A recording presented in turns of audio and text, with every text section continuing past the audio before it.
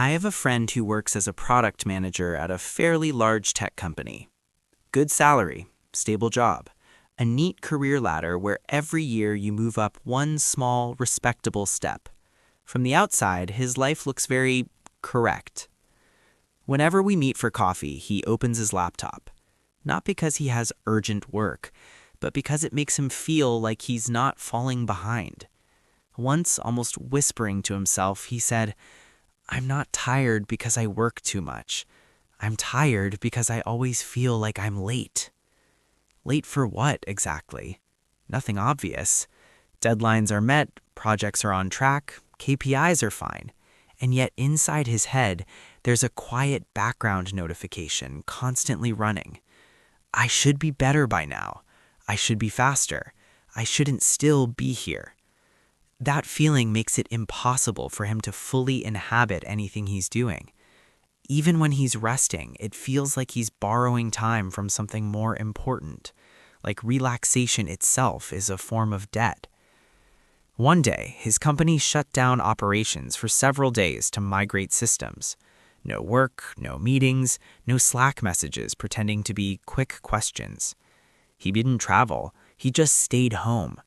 He woke up a bit later, cooked lunch, read things completely unrelated to his job, took slow walks around the neighborhood at night. The first few days were uncomfortable because there was nothing to measure. No sense of, today I moved forward by X%. But on the fourth day, he sent me a message that caught me off guard. He said, "I feel like I just started living again." Nothing dramatic happened during that break. No breakthrough insights, no life-changing decisions, no inspirational LinkedIn post waiting to be written. Just something quieter. He was finally inside his life without turning it into a tool for something else. Not a break designed to recharge for work, not a pause meant to make him more productive later, just days that didn't need to justify their existence. That's when I noticed something unsettling. Modern life is designed almost entirely as a chain of means. We study to get a job. We work to make money. We make money to feel secure. We seek security to gain freedom. And then, once we reach freedom, we're not quite sure what to do with it. So freedom becomes another goal, another project, another thing to optimize. In this chain, very few things are allowed to exist simply because they're worth existing. A conversation must solve something. Reading must add value. A walk must reduce stress. Even rest needs a productivity argument. If an activity can't explain what it's for, we start feeling guilty. And guilt sends us right back to work, because at least work feels justified. But the things we label as wasted time are often the only places where life is actually felt. When you don't have to prove progress, when you're not competing with a future version of yourself, when nothing needs to lead anywhere else, only then does the mind slow down enough to notice, where am I? What am I thinking? What am I feeling?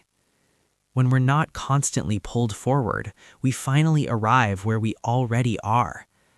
Maybe the meaning of life isn't about how much we achieve, but about how much of our life we refuse to turn into a tool.